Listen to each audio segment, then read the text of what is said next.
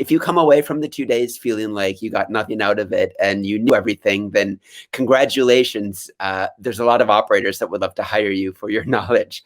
But if not, then I think you understand that we as operators are always learning and evolving and growing as we try and figure out what works for our businesses. And it's different for every single business, which means if you are at the point now where you understand what it is you need to learn next, then we've got you covered, because that's what next week's roundtables and our kind of more intense, in-depth, hands-on, boots on the ground style learning and discussion is going to take place. We know that all of our presentations were filled with a lot of fast talkers from New Orleans and New York, trying to cover everything from SEO to product descriptions to blogging to content distribution in just a matter of days. What next week is for us to understand that now we're going to put it into action by picking off maybe a single or just a couple of pieces of work that you think you can do and cover in the next couple of days, and do them under the guidance of me and the 8 other fabulous instructors and presenters that you have. I'd like to hand it over to Bruce Rossard, co-founder of Arrival and microphoner in chief of the moment. I think it's the second time in the last 2 days I hit a mute button on this fancy mic I have. I should go back to using the mic on my computer. It's a lot easier. Thanks for holding down the fort there, Mitch. Yeah, I was like the Broadway actor where my scene partner didn't come on stage, and so you took care of it, and jazz handing took care of it. So all good. And thanks to everyone who's still with us. It's been a long 2 days full of learning, probably more than you could take advantage of in 2 full days, which is why this is all on demand. And you can go back and watch sessions you didn't get to see. You can go back and watch sessions you did get to see, and just really take advantage of the handouts that each presenter put out there, some of the quizzes and tests that they put out there. That should definitely help you as you really try to learn more and more about the different workshops and master classes that you took over the last couple days. And then next week on Tuesday, Wednesday, and Thursday, if you're not familiar, there will be follow-up roundtables. We'll be doing them by track. So each day at noon Eastern time, there will be 3 roundtables between 60 and 90 minutes long, where the presenters that were just here for the last couple of days will be running those roundtables to go deeper into each topic, to hear feedback, make it much more interactive.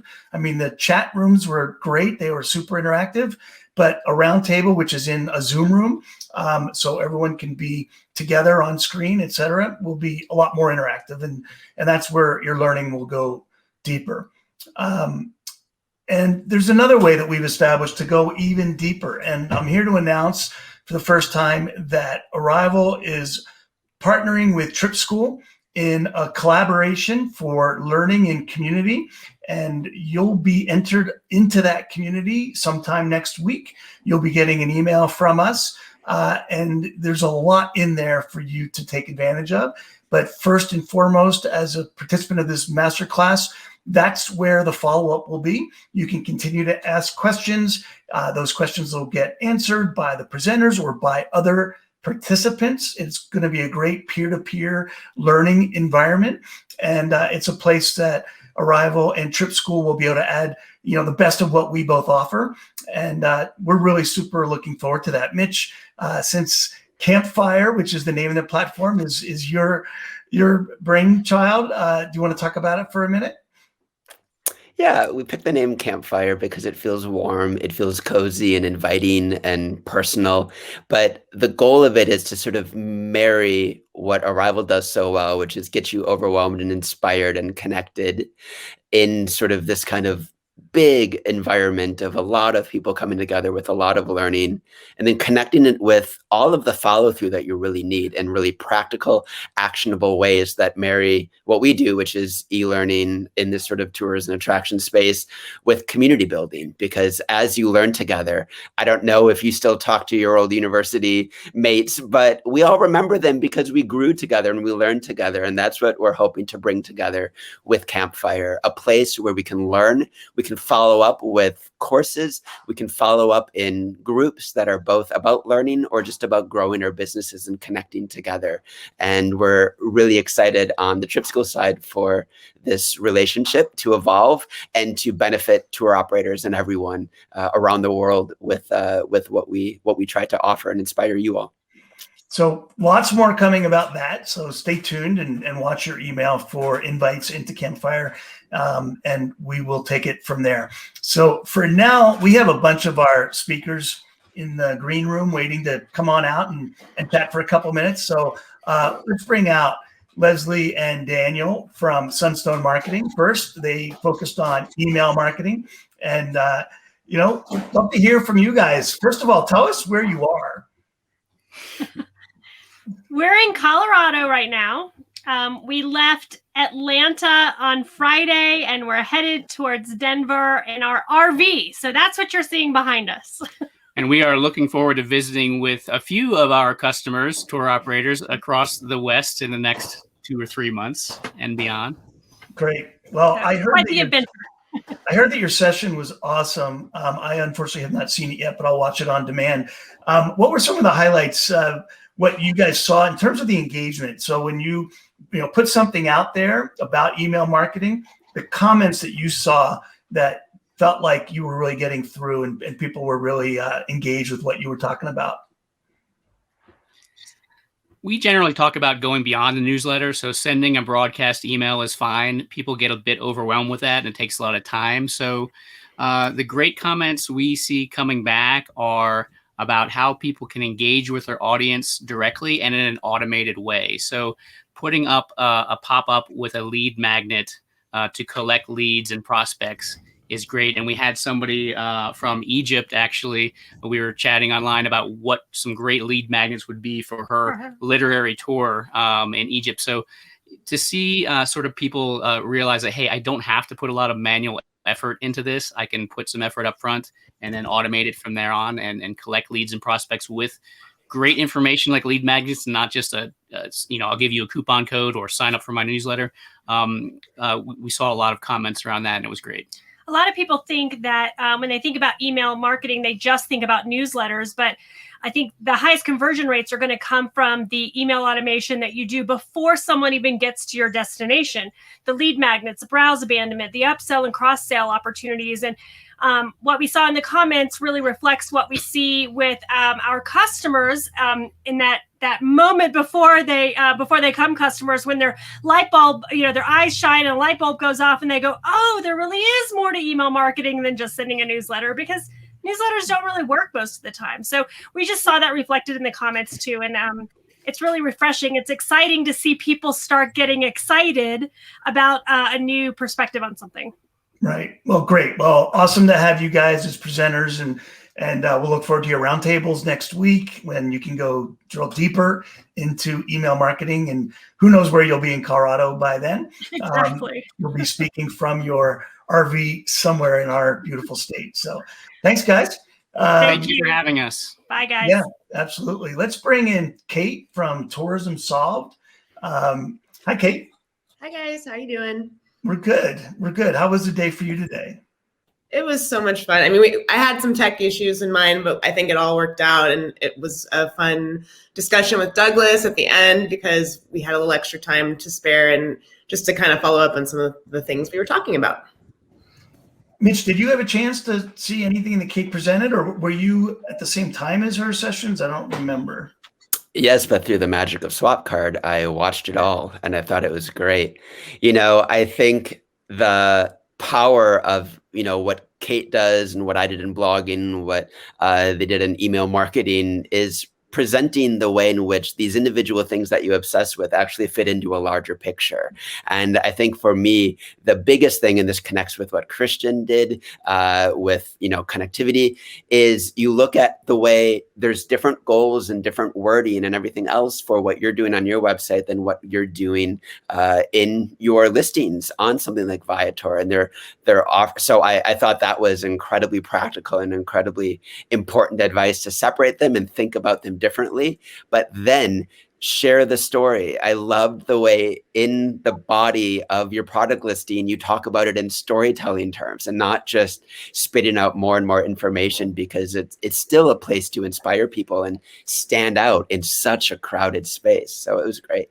Oh, thank you so much. Yeah, that storytelling is so huge. And I love that you touched on how we all collectively, when we come together, it's this term that's kind of daunting for people, but content strategy, and thinking about how all of those assets are working together to ultimately get your customer to that tour page that we talked about in my session. So it's just a lot of fun. So I'm looking forward to catching up on everybody's sessions. I know Christian pretty well because we've worked together for quite a while, and we've done presentations. So I bet I know what he's up to in his presentations. But looking forward to seeing yours, Mitch.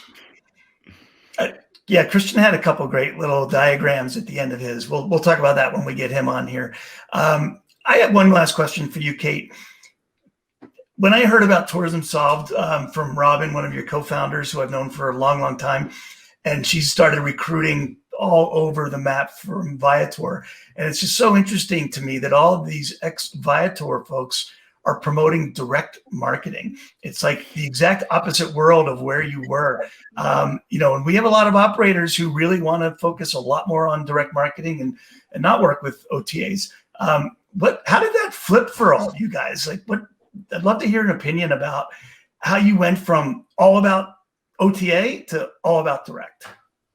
Yeah, that's a great question. Probably better served to Robin, because she was the brainchild of it all. But I think it's just more about diversifying, your channels and making sure that we're not anti-OTA by any means. Obviously, we have all of our friends still at Viator and things like that. But when you're, and we saw it in the pandemic, right? When you're counting on one source of a place to book, that it becomes a lot more difficult for you to run an effective business. So I think it was really about because we love our tour operators, how do we help them understand that they too have a voice and a piece of this bigger pie that we're all in here with the tourism or the attraction space. So I think, I think it was just time and place, and it was the right time and place, even amidst a crazy COVID time. And again, I think it's just all about balancing it out so that you can serve a variety of audiences, including even local travelers. We're seeing that so much more, especially in the tours and activities space, because we're all stuck at home, but even when we're not stuck at home, we want to go out and do fun things. So really capturing that local regional traveler, that's something that the OTAs are still developing around and trying to get there, but they're not there yet. So that ability to book real time in destination and really maximize that opportunity was really, I think, where it all started with Tourism Solved. So yeah. Cool. It's been impressive because you launched pretty much March 1st. You were going to launch in Berlin, and have grown the company quite a bit during the pandemic, which is super impressive. So congrats on that. And thanks for joining us for your great session, and see you at the roundtables next week. Looking forward to it. Thanks, everyone. Have a good day. So next, I want to bring in two guys, and I have a specific reason. So Ryan and Jeremiah, if you can hop in here. Ryan is with PhotoFlow. Jeremiah is with Blend Travel Marketing. And I'm going to start with this. The reason I'm bringing you in together is because I saw your presentation yesterday, Ryan, and I saw yours today, Jeremiah. And Jeremiah's session today was really focused on photos and how important photos are for an operator when they put their listings out. And don't worry too much about every single word, but the photos are what sells. And Ryan, your business is built on photos and not, trying to make sure that the photos that the operators share are not iPhone shots from their customers. So it just made me think that you guys have a lot in common in that theory. And I don't know if you watched each other's sessions at all. Did you have a chance to do that? Swap card.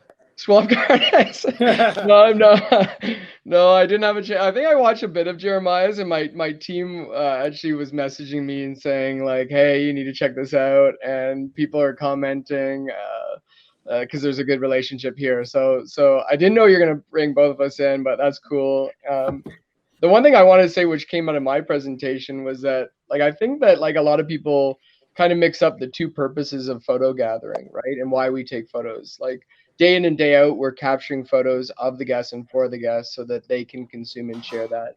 They can share those photos socially and privately, reaching a new audience with the trusted endorsement of a brand and business. But then we're also capturing photos for a brand, right? To use in some of the things that Jeremiah spoke about. And so that was one of the things that came out really, from my presentation, is like the real difference between capturing photos for the guests or capturing photos of the guests for the brand. And they're really two separate functions. So anyways, it was kind of interesting. But Jeremiah, did you watch my presentation full all the way through or what? I think, some of the things that I heard, I loved Kate had a line, hopefully I'm quoting her correctly. She said, show what makes you special. And Mitch had a line today where he said, you don't have to be brilliant, be you. Which for some of us it's harder to do than others. But I think that photos really play into that, right? There's a lot of times words, it's the old adage of picture is worth 1,000 words.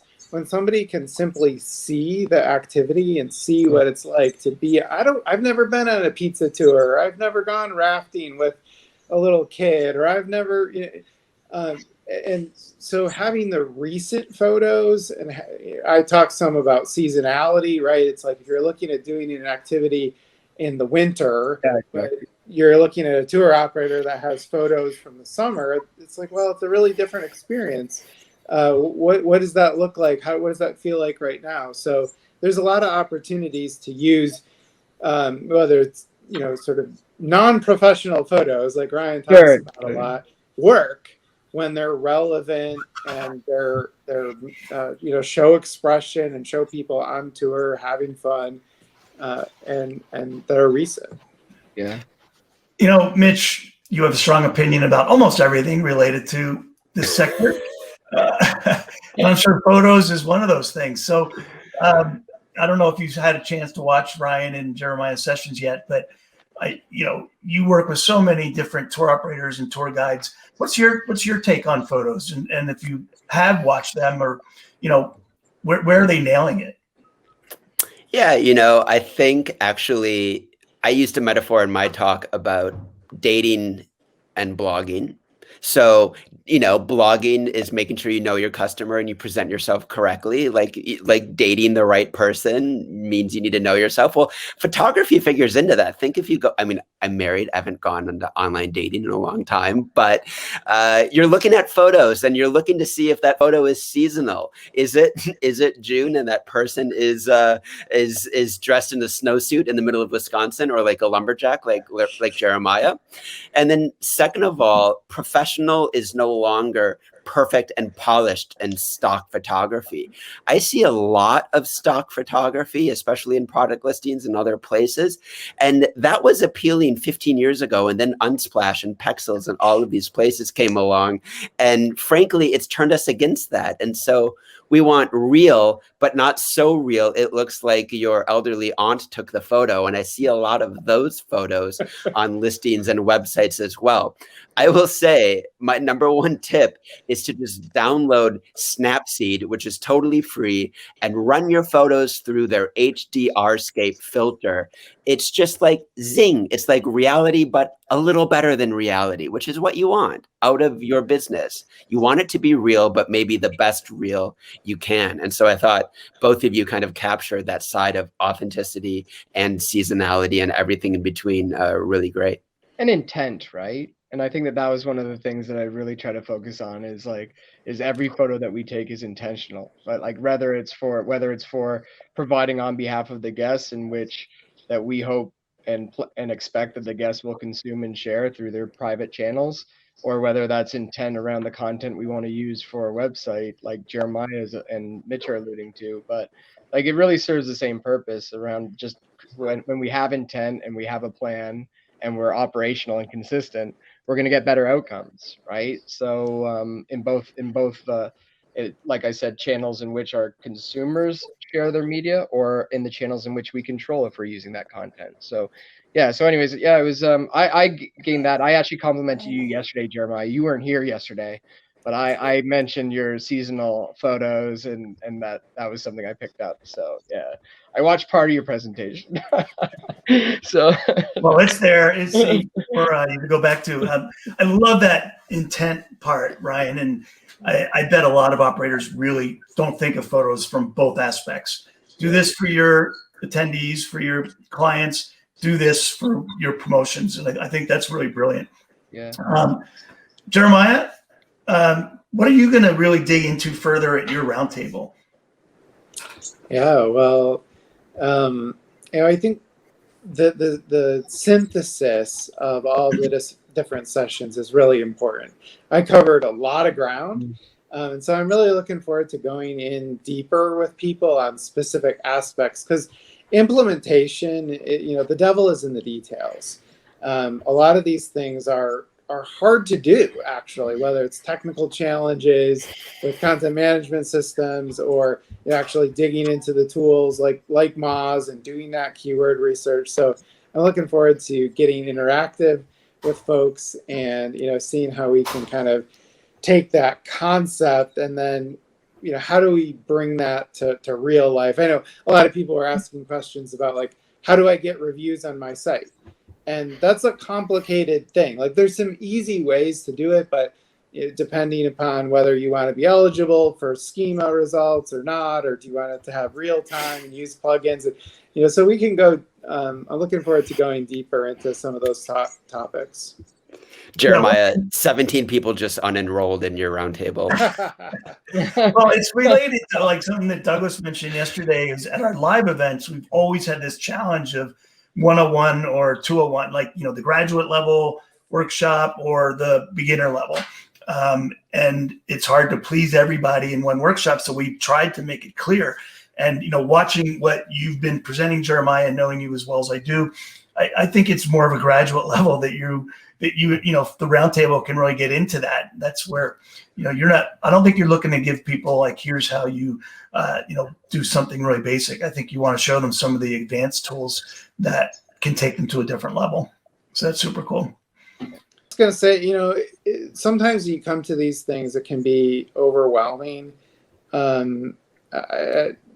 Mitch, you were alluding to that at the outset here, but I think that you just take it one step at a time and you find, the next best thing that you can tackle. And if people can find one thing that they can implement and make progress on, a lot of these things, I'll just use reviews as an example, like you have to fight through some things. Maybe you got to install a new WordPress plugin but then once you have it up and going, like it kind of just, and even Ryan and a lot of what PhotoFlow does, we have a number of shared customers, and it's great because, there's some setup and configuration and training your guys, but once you have that built into the operating system of your company, then it just kind of rolls on and it feeds your advertising and it feeds your website with content and it keeps your customers happy. So, don't be overwhelmed, just one step at a time. Ryan, if I'm coming to your roundtable, like what's the main thing I'm going to get that I didn't get from your session? Well, me wearing a different shirt, like that's Okay. the first thing. So no, somebody told me to wear this shirt after the recordings, and so I've been wearing this since I recorded my videos. So I'm gonna I'll definitely look different now. Obviously, for me, I think you're right. I really like what Jeremiah just added. It's there's so much. I've been watching the different sessions, and there's so many great things and great advice and ideas and suggestions and and amazing outcomes that we can generate through this knowledge and incredible wealth of knowledge that Mitch and Jeremiah and all the other speakers present. And really for me, I think somebody said basic, and that's what I tried to do. I wanted to just provide something really tangible, really basic, repeatable, that any business can do, that any business can benefit from. And so for me, it was just about, capturing that one photo that's going to get most consumed, that's going to get most shared, that's going to create the highest customer satisfaction, that's going to create the best outcomes for any business, right? Capturing that one memory. So I provided context on that within my presentation, and then that was really my assignment and homework, is just like, and let's create what's the best memory that we can create from your business, and let's look at that, discuss it, and identify how we can do that consistently, right? And so yeah, I really try to go basic. That was my thing. What's the simplest, easiest thing that we can actually kind of latch on to and do consistently for any owner, operator, activity, attraction, or tour. So Ryan's roundtable might be more 101, photo 101, and Jeremiah's is going to be. I love it. 201. Yeah. Because I think it's a nice, like, I think that's like, I appreciate that about the different sessions, is you do get broad information, and like Jeremiah said, I think you do get these tangible things that you can latch on to and take that first step. So that's, whether it's my information or Jeremiah's, hopefully, or anybody's, that's the goal. That's why everybody signed up, right? So I'm excited to see people join the round table and see what they came up with, not just for my session, but obviously what, based on what other Jeremiah, I'm with Chris as well. So what Chris and Jeremiah directed as well. I'm really excited to see the outcome. Great. All right. Well, thanks, guys. Great to have you here. We have 2 more, and I think I'm going to bring them in together. They know each other really well. And although they work on different parts of the sector, they have been in this tourism and activity sector for probably most of their adult life. So bring in Chris Torres and Christian Watts. Hello, Chris and Christian. How's it going? Guys, how are we? Hey guys. I thought that we could do a The wrap last time up. we were together, we did the Fight Club session. Wasn't that the last video? Oh, that was good fun. That was an Arrival 360. It was an after hours thing, right? Mhm. Yeah. If we turn off our cameras, it could be Clubhouse right now. So Christian is the Tour and Activities Clubhouse guy, for those of you who don't know. Yeah. So Chris, day 2, lots of different stuff going on. Don't know what you might have seen that you didn't see yesterday. Do you have any thoughts from more of an industry perspective, not from your personal perspective, but you're so out there throughout the industry? What are your thoughts? What you saw? Yeah, I managed to see a lot of the workshops that I couldn't see yesterday. So I just thought it was such a great example of the amount of knowledge and expertise that we all have within the industry that we're all sharing to help operators out there. And I just think it just really highlights how we're all just trying to help the operators through this, especially these last 12 months, this difficult time, with trying to show them things about content, things about video, things about photographs. Now, Jeremiah's workshop, I loved, talking about the images, etc. It's something I've been shouting about for years. Just the change of an image on a product page can make all the difference, from getting some bookings to a lot of bookings. The same with video as well. So it was some really good workshops, really good information out there, and I loved it. It was great. Great. Christian, I saw a good part of your session today, and you showed some really interesting slides at the end about how the industry all fit together. And I've seen other examples of that. Daniel down at I forget the name of his company. Torop. Yeah, he created a really in-depth one. And I think it's really important for operators to see that kind of diagram. Have you done anything with that, or was that just for this presentation, which is now loaded on your session? Because explaining how all these pieces are connected is so helpful. Yeah, I haven't really published it. I need to pretty it up a little bit and get it published out there. It's a lot of it is for internal when we do demos, speaking to operators or resellers, and for those that get the industry but don't quite understand how all the pieces work together. So it's a lot of my Magpie discussions that we bring up that diagram and just explain how channel managers work and what they deal with and what they don't deal with. Because it is confusing coming in, right? There's so many different players, and it's getting more complicated every year, unfortunately. With all these different solutions coming in from different angles. It is, for sure. Mitch, did you get to see either of these guys talk today or yesterday? I saw Christians, and I saw Chris's, and I can pretend that I saw Christians pretty easily. So no, I saw both of them, absolutely. Thoughts?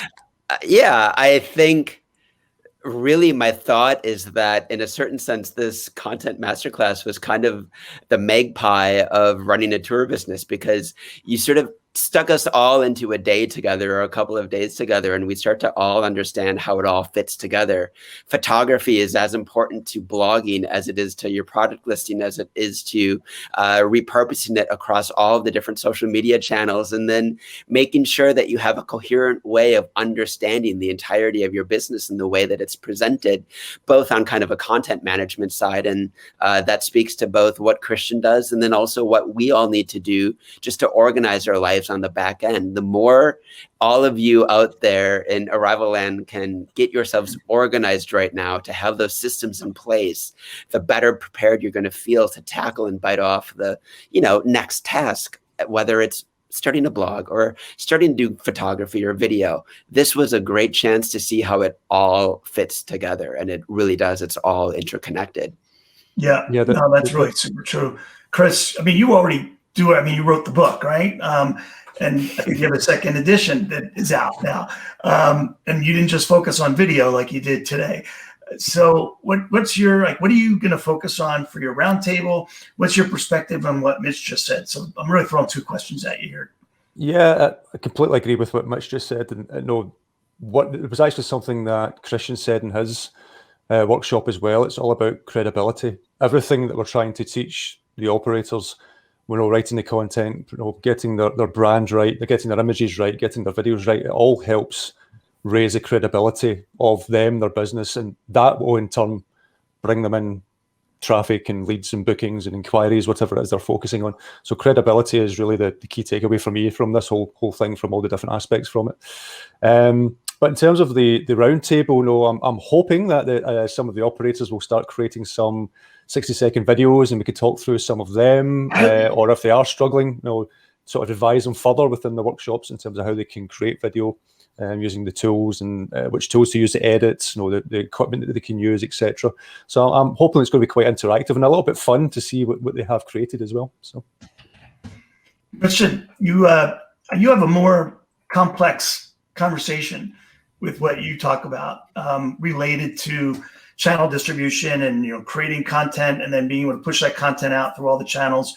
What are you going to try to focus on during your roundtable?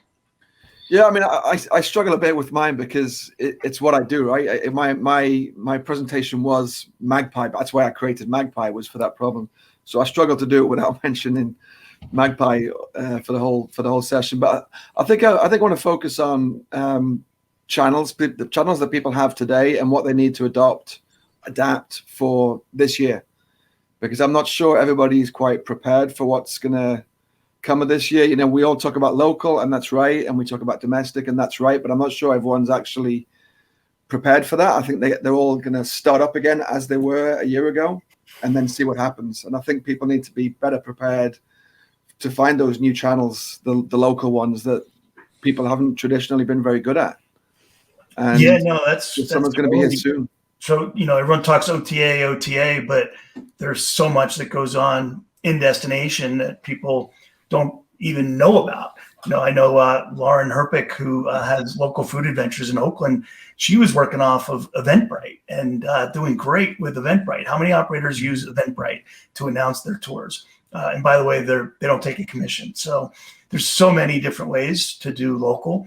And I think people are going to find more and more about that. Okay, I'd like to bring back everybody for a final couple minutes here.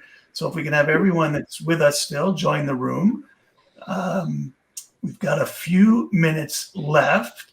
And I kind of want to go back to this topic of campfire, and also this topic that Chris kind of brought up, and something that my partner Lynn and I were talking about yesterday.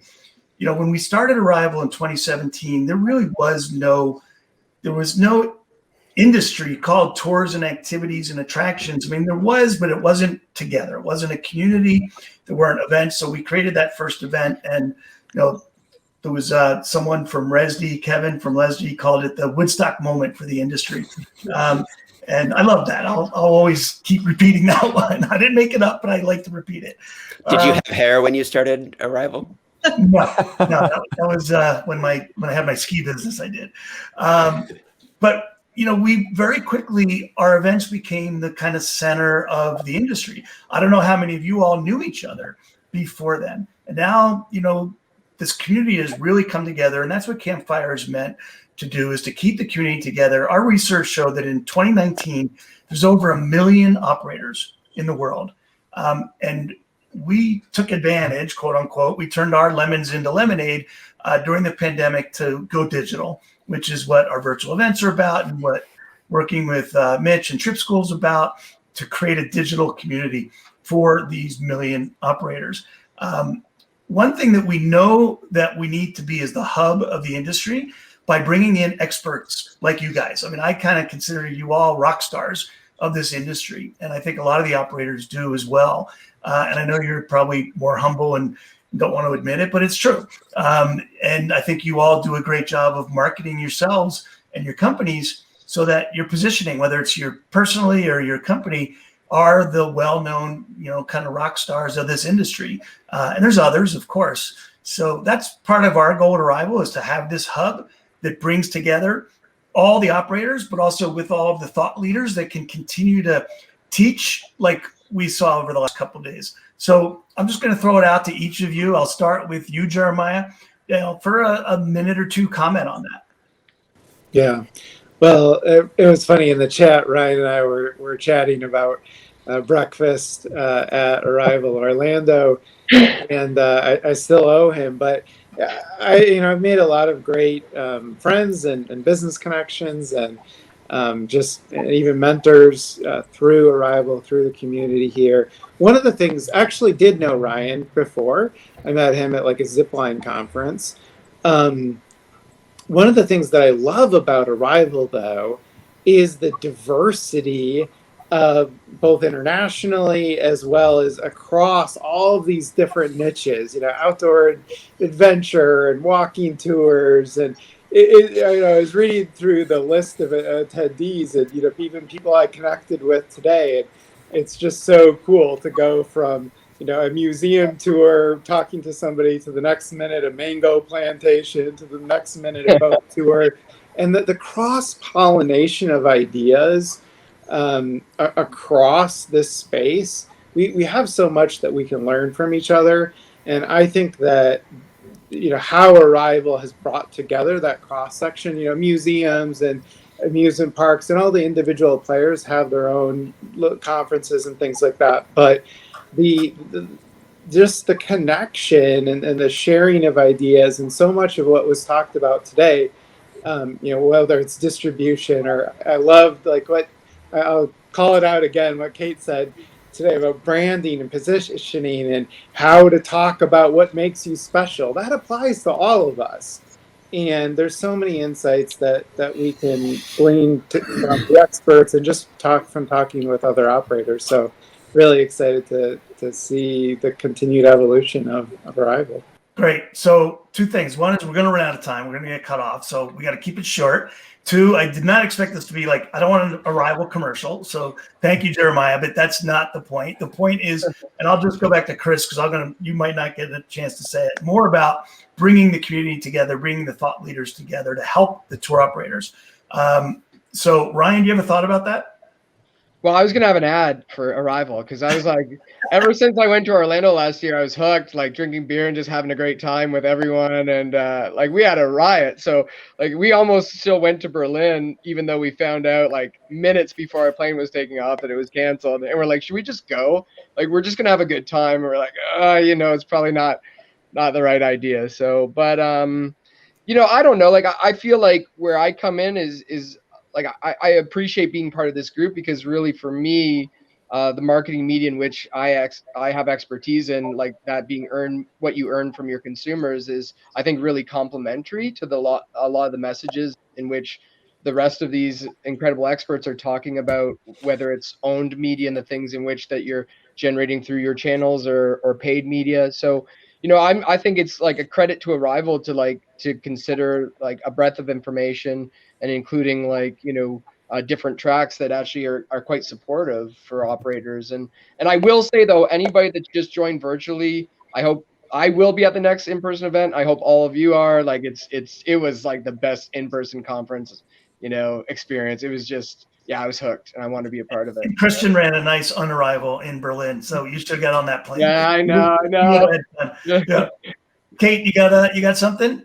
We only have a couple minutes. Well, I'm kind of the newbie. I mean, of course, I've followed Arrival for a long time, but I think just to take a step back and think about how we've all been through like a major moment together, and to see everybody coming together, offering our advice and our expertise, like you, the tour operators, we know that we need you and we want you to succeed out there. And so it's just really cool to see all the good stuff and thought leadership that's here in front of us. And I can't wait to get back on tours with everybody, and we'll make sure those descriptions are definitely accurate so that people can see it in real time and enjoy their time with you.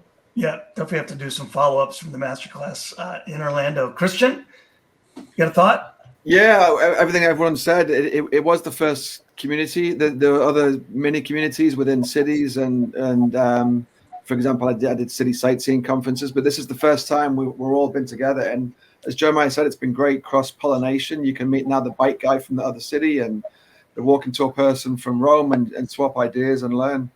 And everyone says about the in-person as well. I'll be in Orlando. My recommendation, Bruce, is that you don't start very early on the first morning, because that night before is probably going to involve a couple drinks. Actually, we're not. We're planning to start at 1:00, so we got that plan. Okay, we have literally like a minute left. Chris, I'm going to probably skip you, Mitch. You had enough FaceTime. Chris, Why am I still here? Yeah, I basically want to just thank everyone really, because it's not just about the operators getting help, it's about all of us helping each other and advising each other, and the amount of conversations I've had with many people here and other people who are considered Arrival experts as well. The thing I love about this industry is we're all here to support each other. No one really sees, I don't see it this way anyway, but no one really sees each other as a competitor or as someone who to fear or anything like that. No, we're all here to help each other. We're all here to make sure that we all get through this pandemic as best as we can while we're helping the operators. So I just want to thank everyone. It's such a great community, and Arrival's helped make those connections and put that together. So. And you left 30 seconds for Mitch. Go. You talk about it. Generosity of spirit. Everyone here gives so much more than they're trying to get. No one up here is out here just for a sales pitch. They're just here to make everybody better. They give of their time and their energy, and with great community that Arrival has created comes great responsibility, because everybody is at a different point on their journey, and to help everyone where they're at continue to grow is an awesome responsibility that we're excited to all continue to tackle with you. So thanks, Bruce. Did it. And we're going to get cut off. So see you all later. See you in Orlando.